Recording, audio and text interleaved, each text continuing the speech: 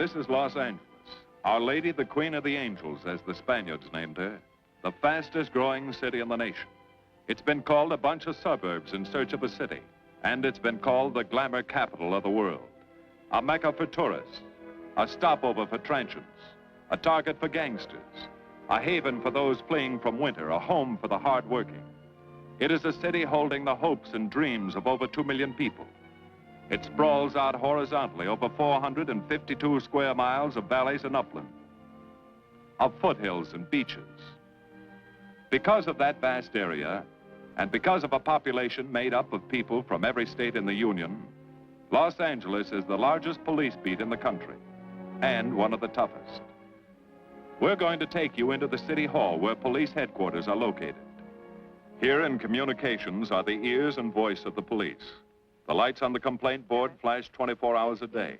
Citizens reporting a prowler, a lost child, a man molesting a woman, an auto accident, a wild party. Spend an hour or two here and you will think the whole city has gone berserk. Minute by minute, the orders go out to the radio cars in the far-flung divisions. Watts and Wilshire and West Los Angeles. Hollywood and Hollenbeck Heights in North Hollywood. The work of the police, like that of woman, is never done. This is the case history of a killer, taken from the files of the Detective Division. The facts are told here as they happen. The story properly starts here in Hollywood Division headquarters at 1 o'clock of a June morning last year. Officer Robert Rawlins had finished his tour of duty and signed out. It had been a tough day. He'd be glad to get home. His wife would be waiting up for him as she always did.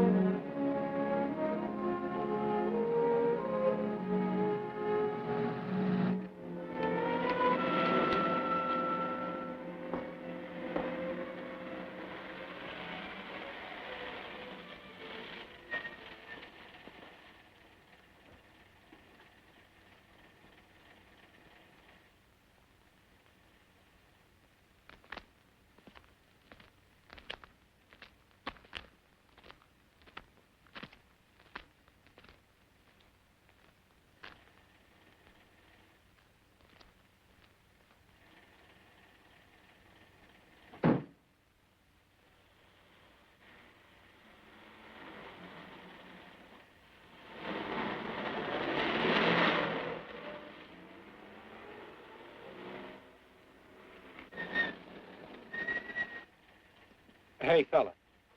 Come here. What were you doing back at that radio shop? Just looking. I was on my way home. Live around here? Yeah, a couple blocks down. Let me see some identification. Sure. Yeah, I guess I forgot my wallet. Look, lad, I've got to see some identification. How about my Army discharge? I got it right here.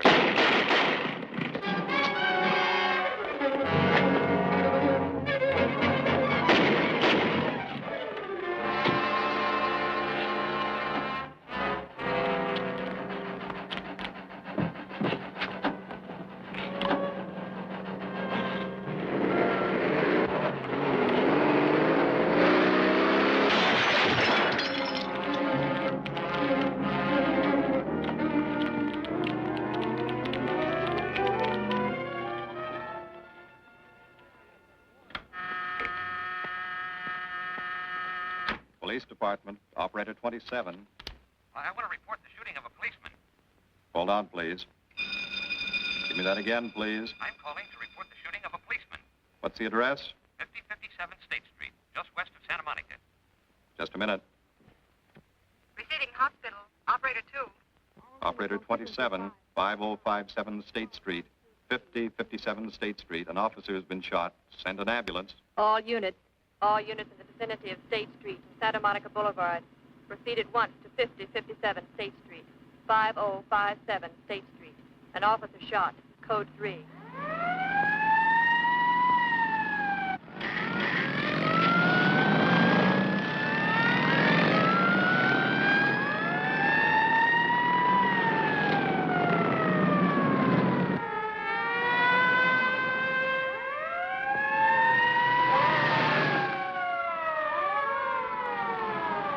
ADK to Control 1. Control 1 to 80K. Go ahead. This is Breen. Instruct homicide to throw out a Dragnet and pick up all suspicious characters in the area of the shooting. Also notify Sergeants Marty Brennan and Chuck Jones to report to me at the scene of the crime. Control 1 to 80K. Roger.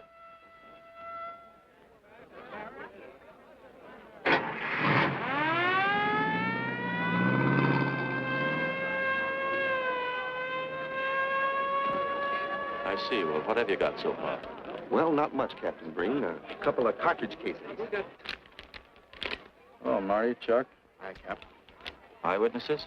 Who was first on the scene, reported it? I was. I live here. I'm a light sleeper, but my hearing is good. And my Did cat... the officer say anything before he collapsed? Yeah, he gave All a description of the fella. On the shooting of the officer. Suspect is a white male American. Age 26 or 7. 5 feet 10 or 11. 155 to 165 pounds. Brown hair. Regular features. Pencil mustache. Repeat broadcast. All units. Is that about it? Yes, sir, exactly. And the officer kept saying, he looked like such a nice kid. He looked like such a nice kid. As if he couldn't believe what had happened to him. I see. Is that all? Yeah. Thank you very much. Yeah, well, anything else I can do, I'd be glad to help you. We may call you. Get his name and address, will you, Bob? This door been checked, Lee? Yeah, it's okay, Captain. Find anything? Nothing but some smudges so far. Found this in the glove compartment. I think it's nitroglycerin. It doesn't look quite right. Well, check it down at the lab. Right.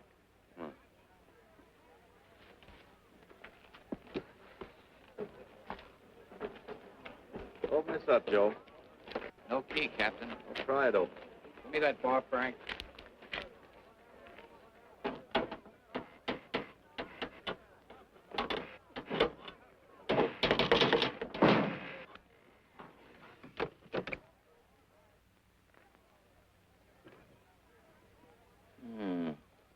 Regular arsenal. Yeah, get a load of that. What is it? I don't know. It looks like some kind of an electrical device. United States Navy. It's either stolen or war surplus. Send all this stuff down to the lab and check the serial number on that Navy equipment. Yes, sir. Captain Breen. We found these in the weeds over by the radio store. What do you got? A pair of cloth gloves, Captain. Well, he thought of everything, didn't he? All right, give him to one of the technicians. Yes, sir. Marty, you and Chuck come along with me. Let's go downtown and see what they picked up in the Dragnet. Right.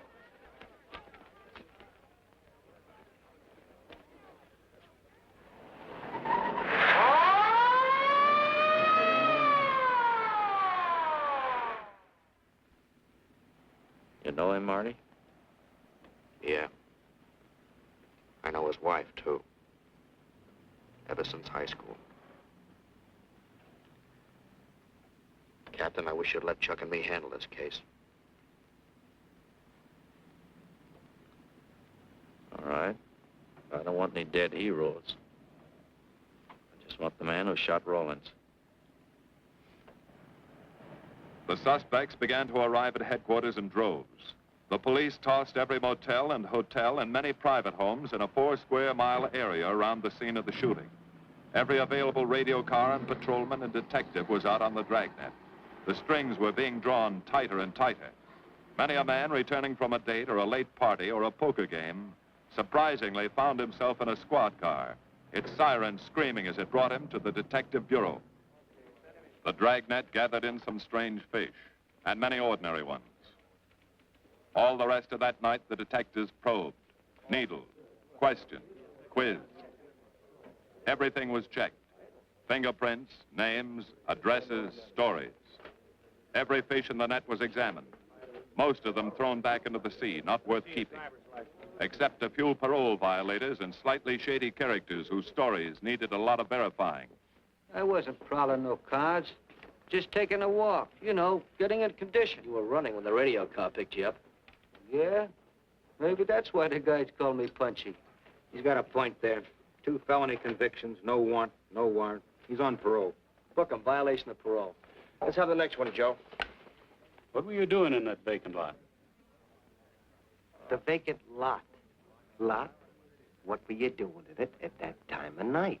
Niệm của mình cũng cho lo ngồi ấy xì hữu nội là ngồi ấy 30cái年 bị luật dưới lại của ngồi sinh thành nghĩa ngồi thành ca giờ ngồi tù lừa đảo sang gì. You say your name is Ralph Henderson. So what? Well, you know, it's a funny thing, Ralph. There's a guy around this town that's been wearing your fingerprints. Only his name is Pete Hannon. Okay. So I'm dead. So what's one more confession in my life? Now you're talking, Hammond. Okay, Andy. Hello, Harry. What have we got here? Oh, some robbery suspects. Candidates for San Quentin. Handsome here is the big shot. He runs the outfit. Have a gander at his record. Car theft, escape from reform school, robbery, assault with a deadly weapon. Not bad. Look at the heater we found on him. German Luger, fully loaded. Redhead here tried to carve up one of the arresting officers with this pretty toy. Nice boys. By dawn, many minor wrongdoings had been uncovered, and a few incipient felonies. The checking of the suspects had been thorough, painstaking, and tedious. But all the work was for nothing. The man who had shot Officer Rollins was not among them. He remained no more than a description, a shadow of a man, mysterious, elusive, deadly, hidden away somewhere in the vast city. As for Rollins himself, he couldn't help. He was in a coma at receiving hospital. Mrs. Rollins waited out the long, tense hours while her husband fought to live. Many another officer's wife had so waited. Many another will. The word came shortly after sunup.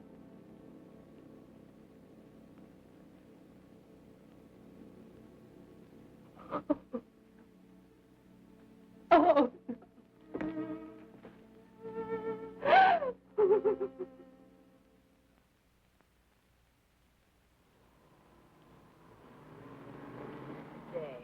A white male American, 26 or 7, 5 feet 10 or 11, 155 to 165 pounds, brown hair, regular features, pencil mustache.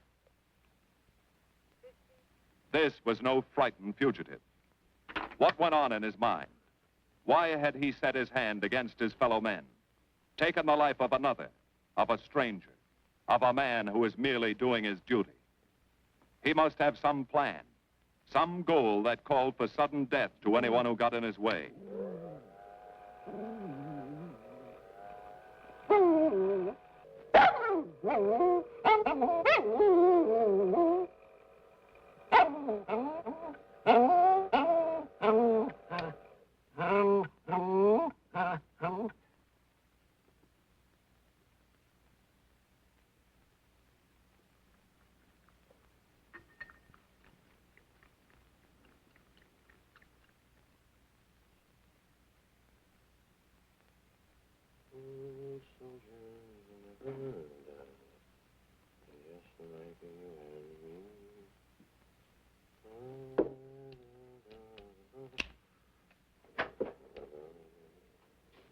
Good morning, boys. Morning, Lee.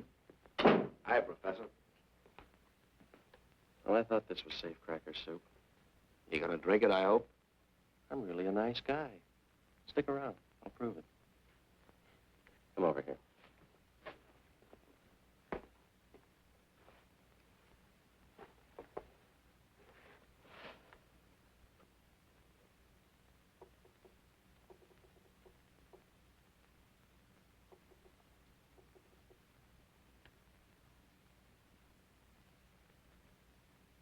Hold this for me, will you, Chuck? Thank you. Now, if you'll hand me that hammer, Marty. Thank you.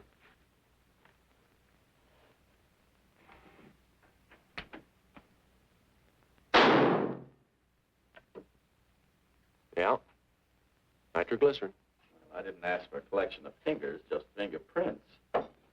All those nice fingerprints on the car belong to the man it was stolen from, Cap. Nothing on the guns or picklocks? Not even an interesting smudge. The gloves? Common type, worn by undertakers. I'll check on them. They won't show anything. What did your scientific test show? A couple of little things. Tool identification on these picklocks. I got one under the scope. You want to take a look? Yeah.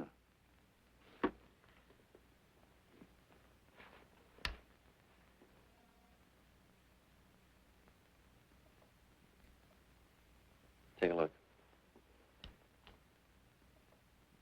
I see. Well, it seems to tie the tool up with the lock. Now, if that microscope could only tell us who did it. I'm working on that. No, only an amateur would carry that liquid dynamite in a car. This boy's no amateur. Took the precaution of desensitizing it so it'll take normal shock. Took a lot of other precautions, too. No fingerprints, no identification, nothing definite. Except he's scientific. Knows electricity. Is inventive. Yeah. I'm happy on the trigger. This is Captain Breen. Get me Captain Stevens a burglary, will you? I hate to disappoint you, Lee, but I think you've come up with something. Hello, Steve. How are you? Did your daughter's marriage come off all right? Good. Look, Steve, on those burglaries of electrical equipment lately, were there any where picklocks were used to gain entry? Good. Well, let me know if there's another report of one, will you? I've got an idea the Rawlins killer may be tied in with those. Fine. And give my regards to the newlyweds, too. So long, Steve. Well, what are you waiting for? You've got a job, haven't you? Get going. Yeah, let's go, Junior. Hold this for me, will you, Lee? Thanks. And so, with no fingerprints and only a vague description to go by, Sergeant Brennan turned to the modus operandi file. A criminal, like any human being, has his own habit patterns, unconscious traits that can lead to his downfall.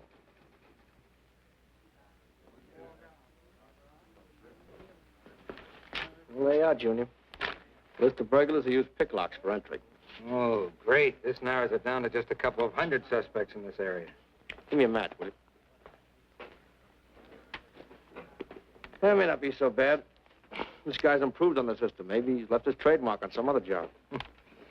Well, here we go, legging it all over town, asking a million questions. What you paid for, isn't it? Am I paid to associate with you, too, Junior? You could do worse. Not this year. Come on.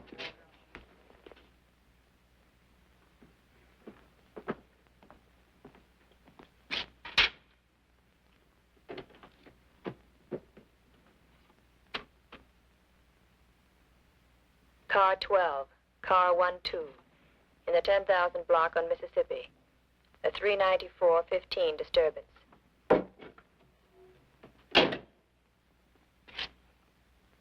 Car 80K, code 1.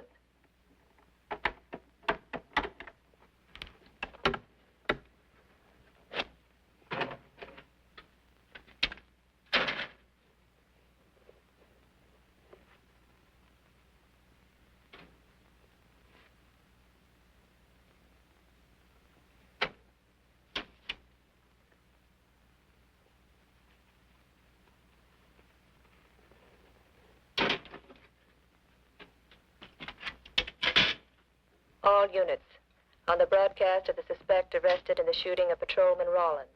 Cancel the cancellation. Suspect released from custody.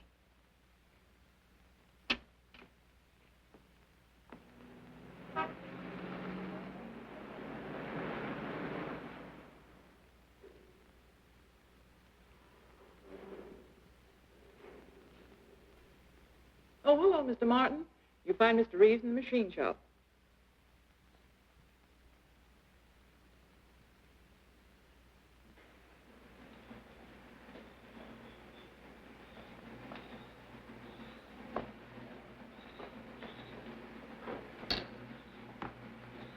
Hello, Roy. Glad to see you. How are you, Mr. Reeves? Hi. I was hoping you'd drop in. I wanted to thank you for showing us how to handle that repair job. Helped a lot.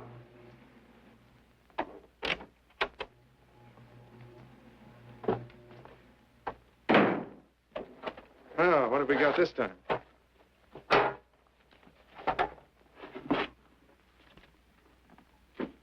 Silograph.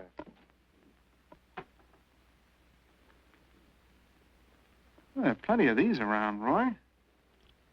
Not like this one. Yes, I see. I suppose, as usual, you've added your own improvements. You know, it seems wrong that a man of your talents should bother consigning equipment for rental. I'd like to see you devote yourself entirely to experimental electronics. It'll come one day. I'll have a place like this. Well, why wait? I've got a pretty good setup here. You'd have modern equipment to work with, a lab, and my confidence. Thanks, Mr. Reeves. I have other plans. But, Roy, you can't tell where it'll lead. Might even work your way around to a percentage of the business. I like it this way. You just rent out my equipment. All right. All right. But if you should change your mind... I'm not likely to change my mind. I suppose you want me to set this up for rental, too. Mr. Reeves, you've already got 5 pieces of my equipment. And you'd like to know what results I've had from the rental so far, Well, I can't say as I blame you.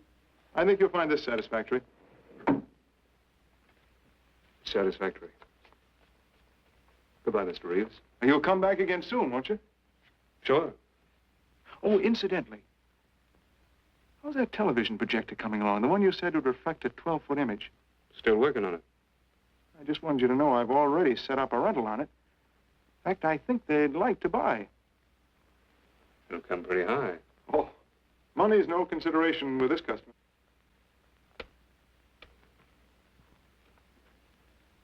Tell him he can pick it up tomorrow. I thought you said it wasn't finished yet. It'll be finished.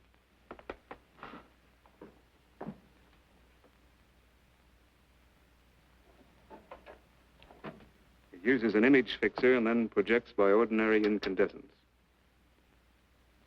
Roy, this is the best television projector I've ever seen. Let's hope that your customer thinks so.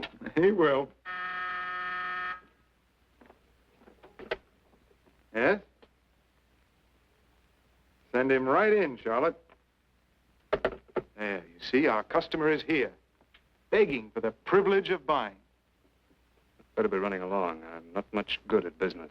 Oh, but Roy, he'll want to congratulate you. Just see that the price is right. All right, Roy. I'll get you a good deal. So long. See you.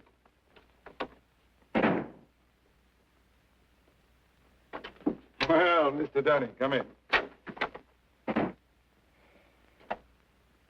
Isn't it a beauty?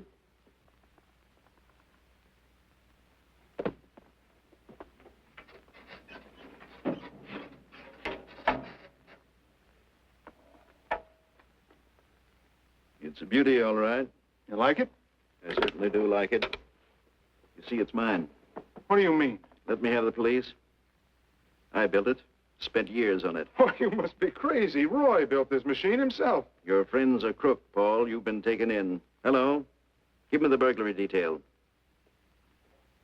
Dear Jim, regarding your inquiry on a .38 caliber Smith & Wesson revolver, serial... Oh, come in, boys.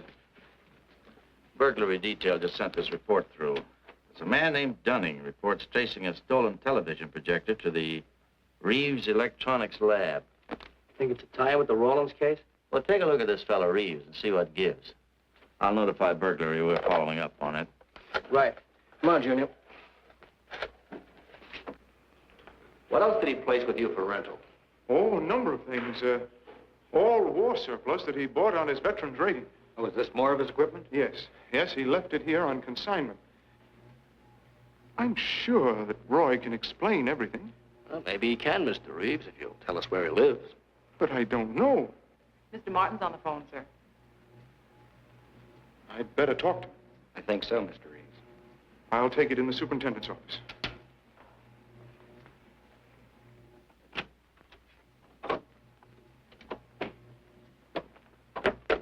Tell him that you sold the set, and his money's waiting for him here. Find out what time he's coming by. Put Mr. Martin on.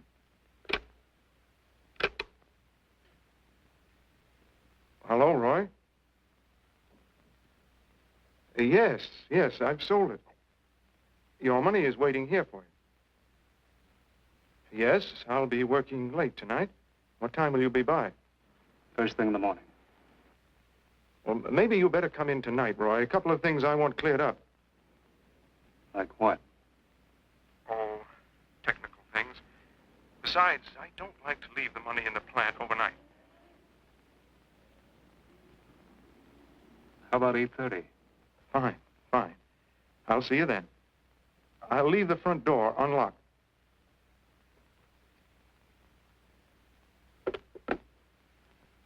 You'll be here at 8:30.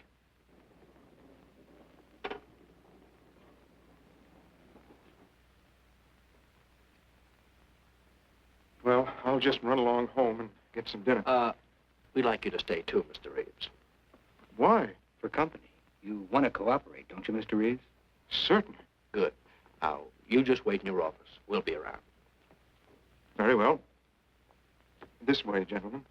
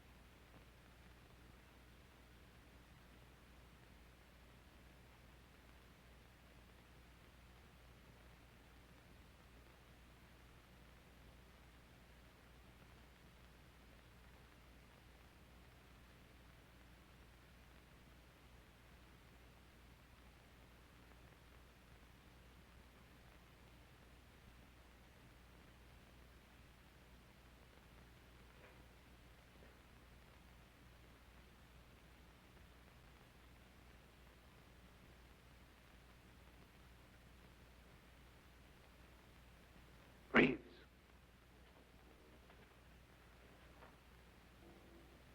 that you, Roy?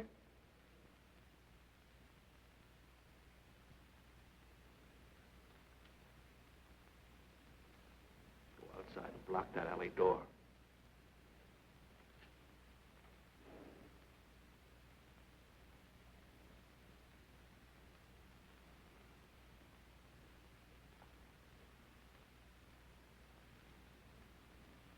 Where are you, Roy?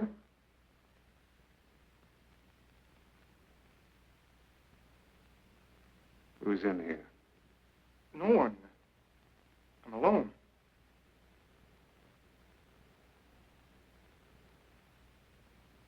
Come on in. I've got your money for you. Bring it out here. All right. Just a minute.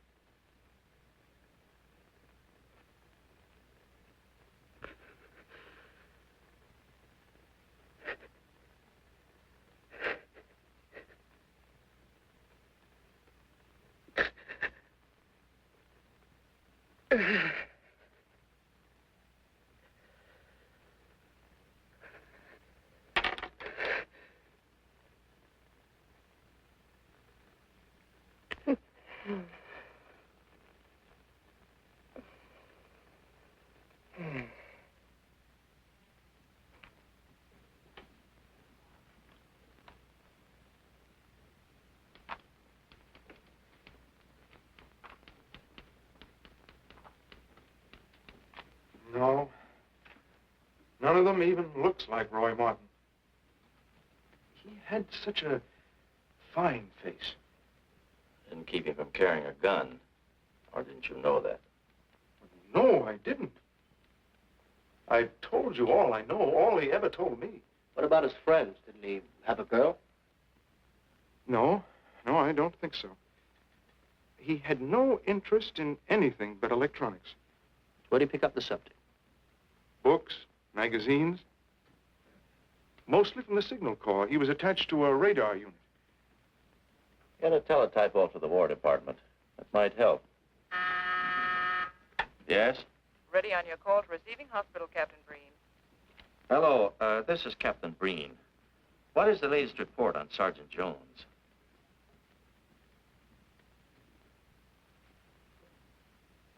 I see. Well, let me know if there's any change, will you? Thanks. Chuck's in pretty bad shape, Marty. He's paralyzed. May never walk again.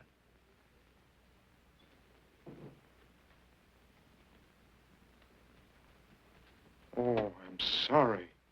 It's funny that Martin showed up at 7 when he told you he wouldn't be there till 8:30. I don't know why. Except he was always unpredictable. I'll tell you why. Because you warned him. That's why he came early. That's why he came in the back way. But you heard me tell him the front door would be open. And the key to let him in the back way? He must have had one made. Why don't you tell us the truth? Marty.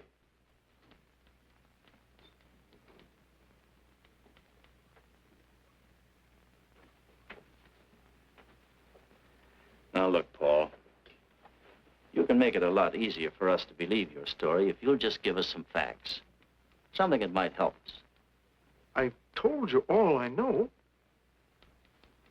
I've been gullible, all right, letting him make a fool of me. But I'd do anything to make up for what he did to Detective Jones. Sure you would. You can go now. Oh, thanks. Thanks. My friends, they can vouch for my character. That's good. We'll call you if we need you. Thank you very much. I think he's telling the truth, Marty. I think he's just gullible, like he said. What about the stolen stuff he was trying to peddle for Martin? We'll use it for bait. Maybe Martin will come back for it. Then we can ask him.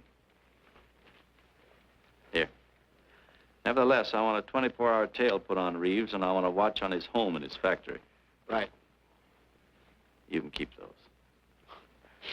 Okay, Captain.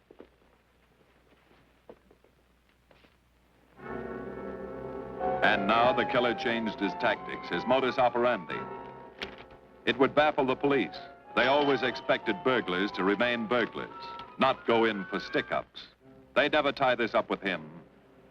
So wearing a variety of disguises, coming and going like a shadow, ready to kill if cornered, he struck the bottle stores in a one-man blitz that had the robbery detail dizzy.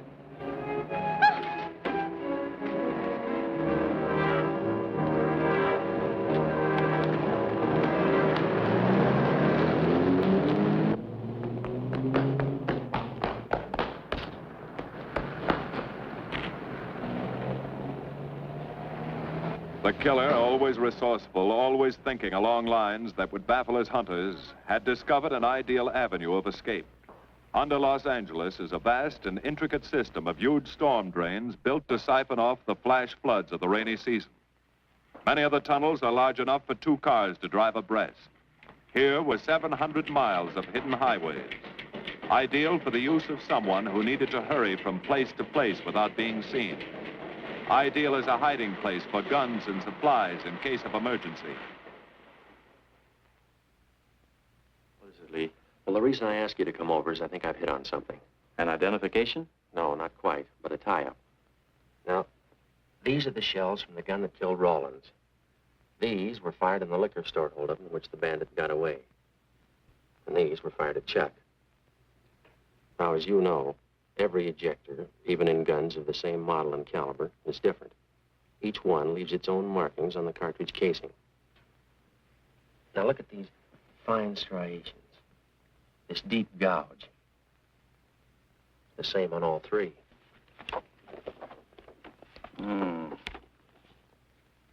In other words, the man who killed Rawlins and the man who shot at Jones and Brennan, the stick-up who's blitzing the liquor stores are all the same man. Right. All we need to know is what that man looks like. Get me Chandler in robbery, will you? I've got an idea about that. Also, it'll give us a chance to see if Reeves is on the level with us. Steve, Breen, about those blitz holdups you're on. Round up all the victims and have them down here tonight, will you? Oh, it's just a little scheme. Thanks, Steve. That's good. Now sketch another one of the same type, only this time thin it out a little, huh? All right. Hi, Lee. How's it coming? Be ready for tonight? We'll be ready. Think it'll work? It should. Where'd you get the idea? From a kidnapping case in Chicago. But I thought these slides might be an improvement over the method they used. Could be. Captain thinks so. Good evening, ladies and gentlemen. May I have your attention for a moment, please? You've all been asked to sit in on a little experiment tonight. We're going to try to build a picture of a face. A face of a man who's cunning, resourceful, and deadly. He's a man who killed a police officer. Now, some of you he held up at the point of a gun. You may have seen his face, remembered something about it. And we want you to tell us exactly what you remembered. Whether it's his hair, eyes, nose, or mouth. And we're going to try to put those pieces together so that they add up into a picture of the face of the man we want. Now, you can see how we're depending on you. Lights? Now, first, we're going to concentrate on the type of hair our man had. And if the picture looks anything like his hair, I want you to speak right up. All right, the first slide, Lee.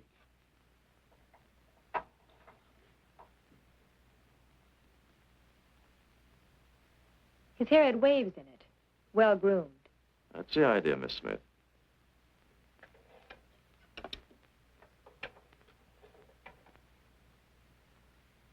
Is that any closer? No, it was parted on the side.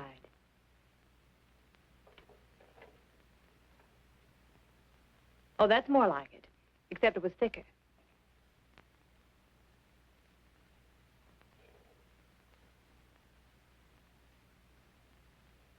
Oh, that's very close.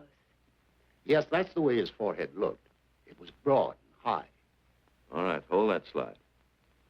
On the next series of slides, we'll take into account his eyes.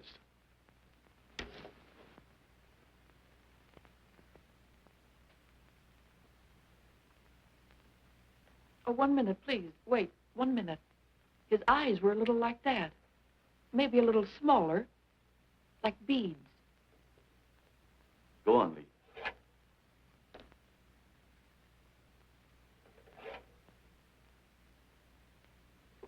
Now you've got it. Now, hold that slide, Lee. Anyone else? That looks like him, only a little madder. He had a patch over one eye when he come into my place of business. I remember noticing that the one showing was blue. Well, the guy that stuck me up had on horn-rimmed glasses. He was wearing a Band-Aid across his nose when he knocked me over. Uh-huh. All right, hold that, Lee. Well, so much for the eyes. Go ahead.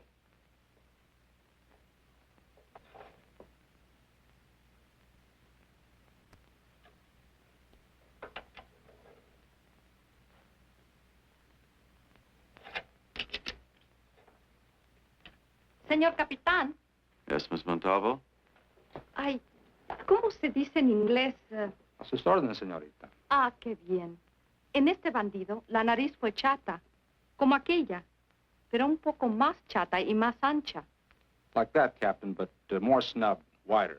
Try another one, Lee. Como aquella. Casi la misma. She says that's about it. Thank you very much, Miss Montalvo. Get Reeves. Any more comments? That's pretty close, all right. Pretty close. Perfect. All right, now we'll start on the mouth and chin. The next series, Lee. I think his lower lip stuck out more. The mouth was thin and mean, like it never laughed. Go ahead. Something like that, but thicker lips. There. That's it. That's him. All right, now hold that right there, Lee. Oh, come in, Mr. Reeves. Good evening, Captain. Did you ever see that face before? Why, it's Roy. Except for the hair being a little lighter and the eyebrows heavier. It's Roy. You're sure? I'm positive I'd know him anywhere. Lee, I want a retouched photograph. Now lighten the hair and give more body to the eyebrows. Right. Lights. That's all. Thank you very much. You've been a great help. It's positively amazing how you found out what he looks like. Well, we're looking for an amazing criminal, Mrs. Johnson. Thank you and good night. Good night, Captain. And so the face of the unknown killer, built up from fragments of evidence, was sent out all over the country. To chiefs of police, to sheriffs, to county constables and county jailers, to the wardens of prisons, to all postmasters and postal inspectors, to the agents of the Treasury Department, to the FBI. They showed that picture to the inmates of jails and prisons, to men with a wide acquaintance among the cat burglars and the violence boys. Informers and con men and sharpshooters were quizzed, those on the fringe of crime and those deep in the rackets. Many wanted to help. Nobody could. No one in the underworld recognized that mysterious face. He was as unknown as if he had lived in the 16th century.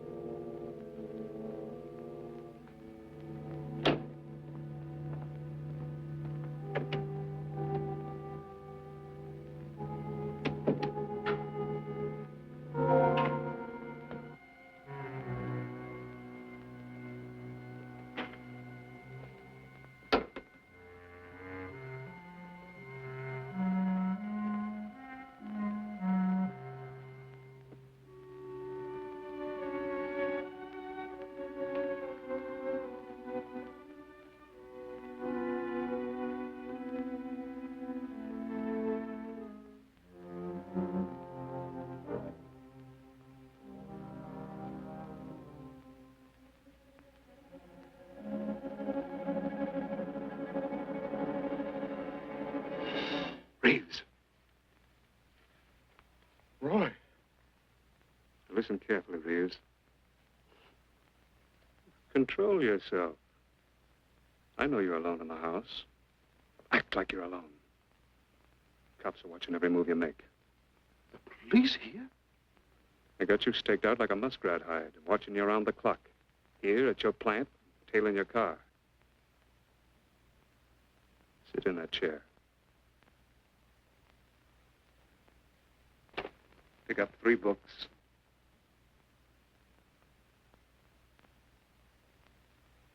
Don't look up and don't answer me. All right. But glance at the books.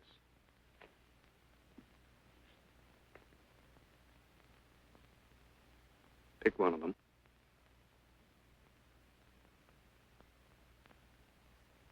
Okay. Now, that's the book you want to read before you go to bed. Now, get up and turn off the lamp.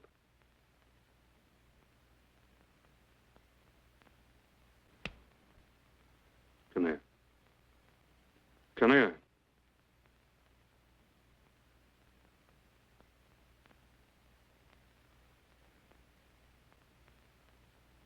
Go in the den.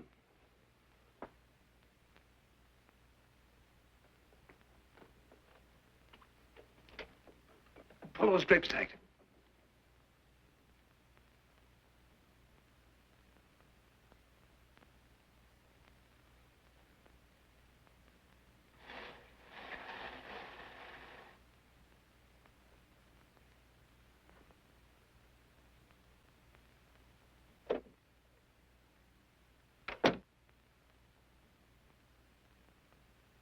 Now get away from him.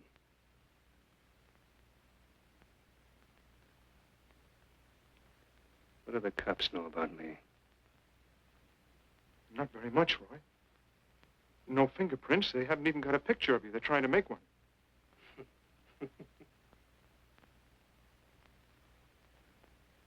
How much cash you got in the house? None. I never keep any cash in the house. It isn't good business.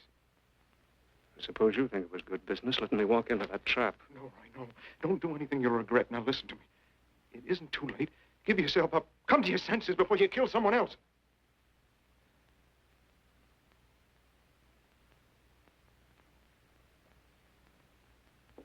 What do you mean, someone else? What do you mean? Nothing. The two officers, they said one of them might die. He's still alive, isn't he? Reeves? I never thought you'd stooge for the police. You almost got me killed. Roy, you know the police are right outside. You'd never get away with it.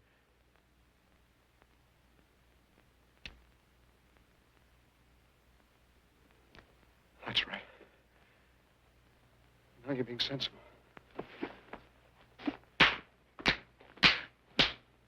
I know there's money here. Where is it? Don't worry.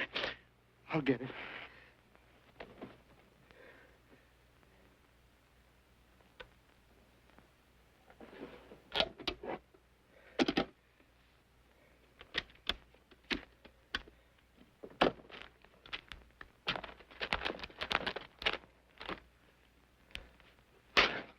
It's not enough. Stuff you've got in mind is worth thousands. I'll get more. Get it. Keep it handy. I'll be back next week, next month. But get it and have it ready. Just give me time.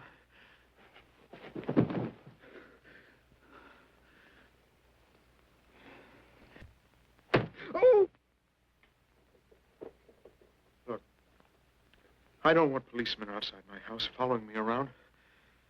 That's what made Roy suspicious. I'm leaving in the morning. I'm afraid I'll have to disappoint you, Paul. Unfortunately, you're our bait. I won't do it. I've done enough. Look, no one's done enough until we find this killer.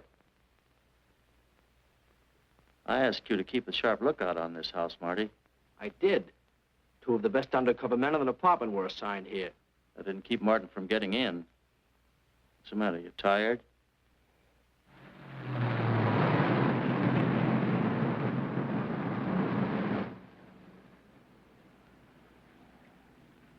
You got any idea how long you've been on this case, Marty? Months. Long enough to have come up with something by this time. You know any more about the Rawlins killer than you knew the first week? Yeah. And he's about the toughest nut I've ever had to crack. That's what I told the chief when he called me in this afternoon and wanted to know why the case hadn't been broken. Look, Captain. Rawlins was a friend of mine. So's Chuck. I've got a bigger stake in this than the chief knows. I'm doing everything I can. Oh, I'm afraid it's not enough, Marty. Maybe you're too close to it to see it clearly. Maybe it needs a fresh team, a new viewpoint. I think you better take a couple of weeks off, Marty. Starting tomorrow. Anything you say, Captain.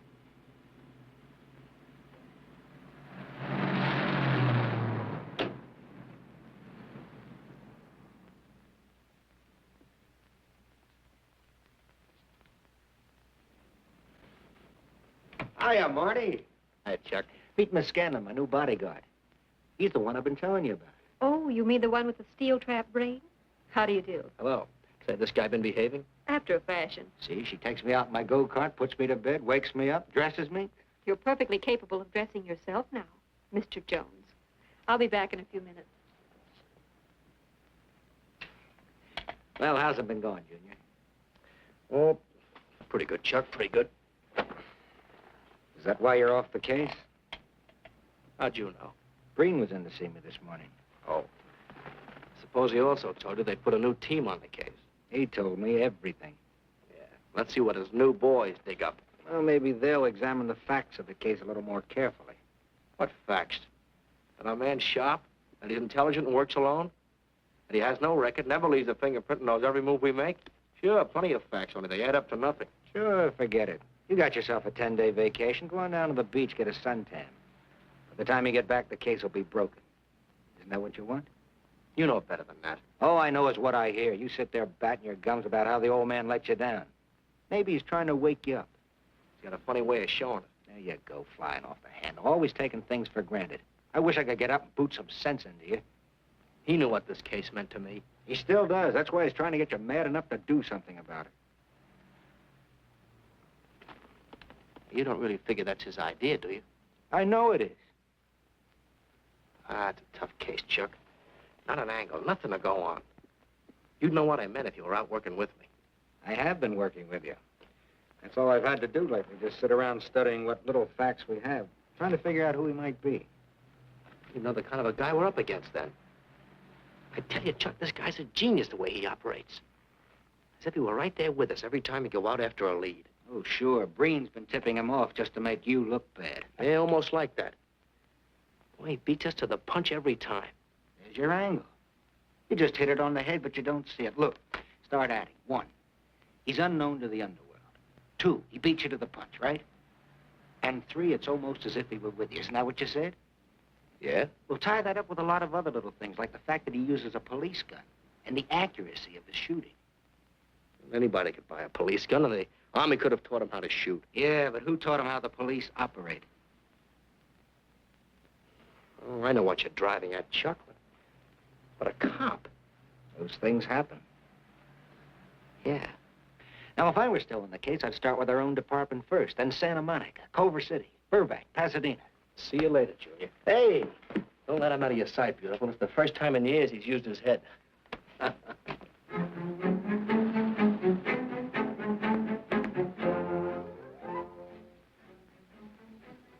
But you get a print of every mug we take. We always send L.A. a copy, Sergeant. It's personnel photos I want. You mean of our boys?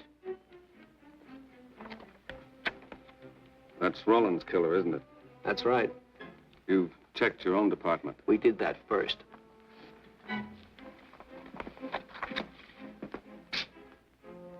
And so the tedious quest went on.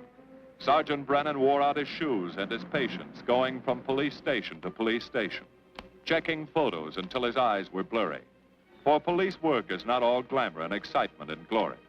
There are days and days of routine, of tedious probing, of tireless searching, fruitless days, days when nothing goes right, when it seems as if no one could ever think his way through the maze of baffling trails a criminal leaves.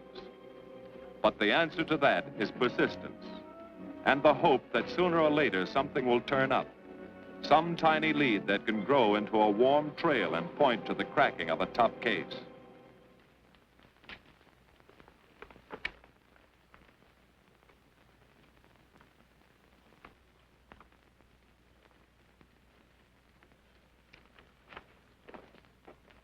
Well, that does it, boys. Can't say I'm sorry you didn't find him in here. I'd hate to think it was a cop. Doesn't seem to be anybody. Just a lot of pieces of a face that never existed. Do you mind if I see that again? Sure, frame it. Put it on your dresser. Wait a minute. He wasn't a cop. He was a radio technician right here in our dispatch office. What did you say? I'm saying he worked here in 42. Well, come on, give. I remember the kid well. He was sort of strange, never bothered with anyone in the department, just kept to himself. But he was in line for promotion when he was drafted. Where was he living at the time? I don't remember. Try the dead files. He never asked for his job back after the war. I remember writing to him about it, though. He was an excellent worker. Oh, yeah, here we are. Yeah, this is it. Took a while before he answered, but like he says in the letter, he wasn't interested.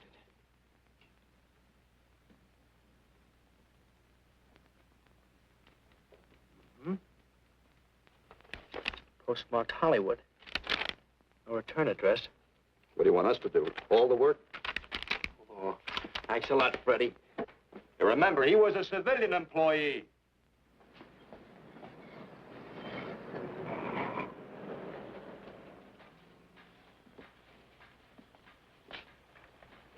Well, how about it? Anybody recognize him? Not on my route. I never saw him before. Yeah, okay, fellas, thanks very much. I thought for a minute... No. And yet that face. I wonder. Yeah? Well, this may not mean anything, but he looks like a guy that's on my route. He never gets any mail, but I see him around here all the time. He lives in one of the courts. Where? Come on, I'll show you.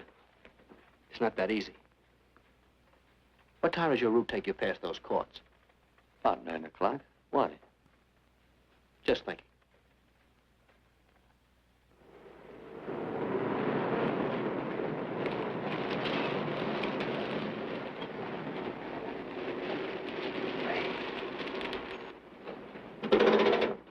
You got any chocolate milk? Sure have, buddy. Yeah. Thanks. Which apartment? Straight on back. Second in the yell. Number 7. Right. Kind of warm today, huh? Oh, it's not too bad for this time of the year.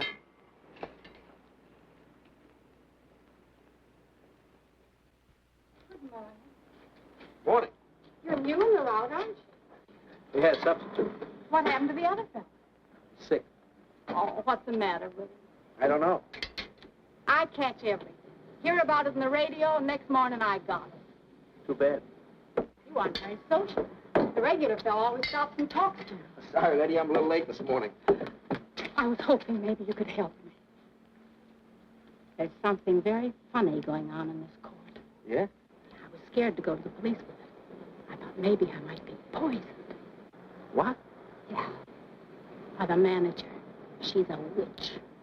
She's a what? A witch. She puts poison in my milk. Oh, I see. Look, you switch the bottles when she isn't looking, see? Drink her milk.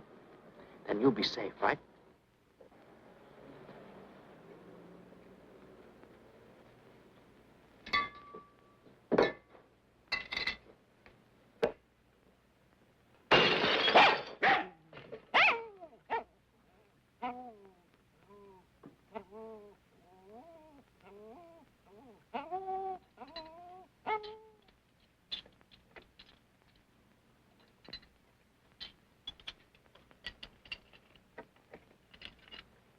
Why, I had a little accident. Got a mop, I'll clean it up. Leave it be. I'll clean it up myself. Okay, mister.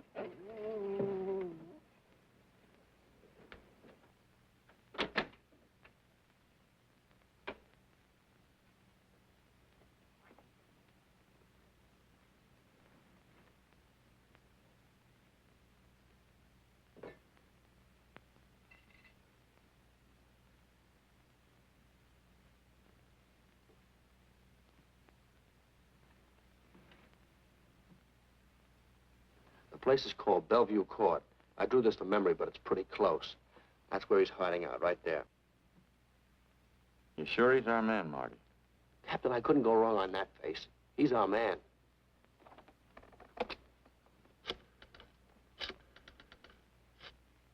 Oh, they're 5 cottages in this area, and 2, number 6 and 7, in the L at the end of the row.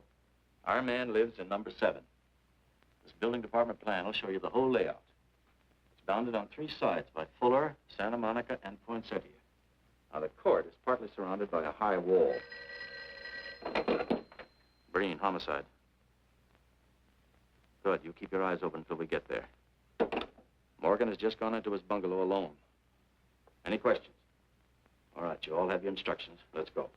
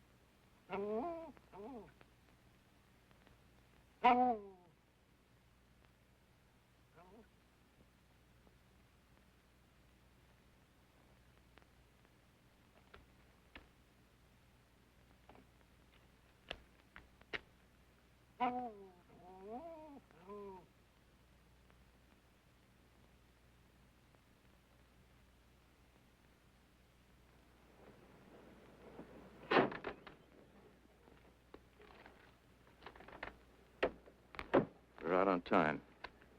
Wait 5 minutes. Go around and block the side entrance. Keep your lights off.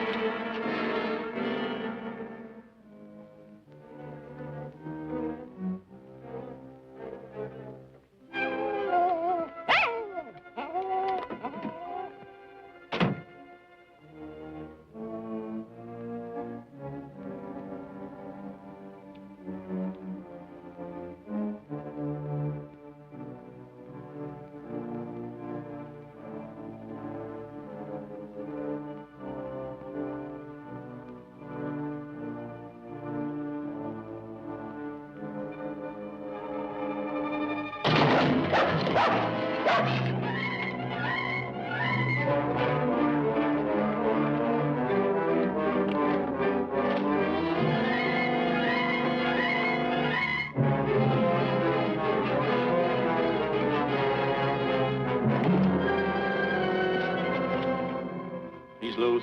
I want a radio car in a hurry.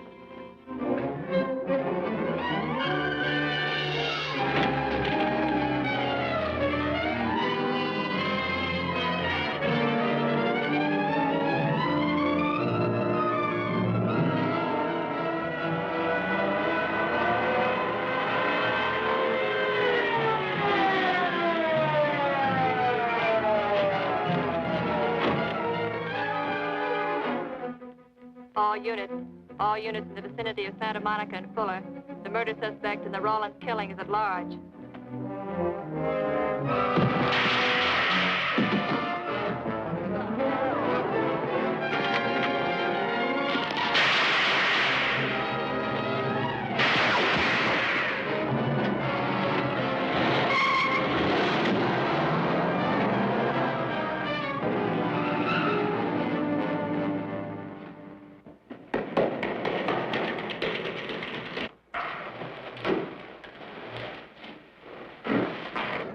I want a map covering the storm drain system in this area. Get it and meet me at Venice and Garfield. Jones, Miller, you stay here in case he comes up for air. I want a man at every other drain entrance along this line.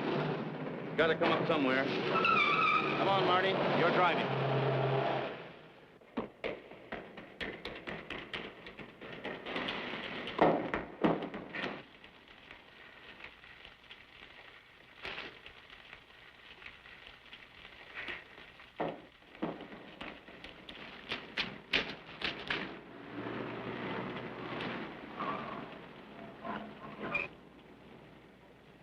Keep this drain covered.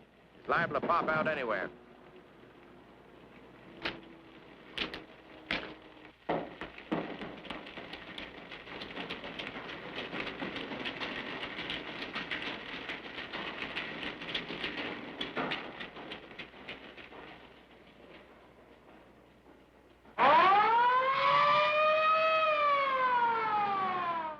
Why Venice and Garfield, Captain? It's the main intersection of the system. We can head him off that way. ADK to Control 1. Clear frequency 7. This is an emergency. Control 1 to all cars on frequency 7. Stand by. Control 1 to ADK. Go ahead. Notify homicide. Send the following to Venice and Garfield. 4 squads, battle lanterns, gas mask, tear gas. Urgent. This is a code 3. Control 1 to ADK. Roger.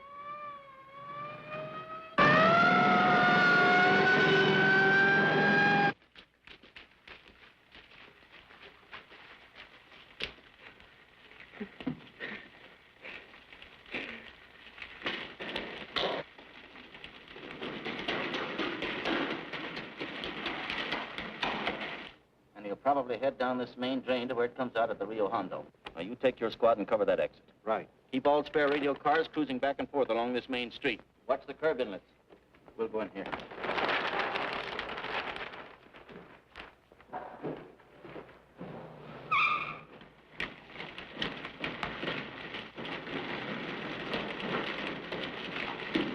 Any sign of him?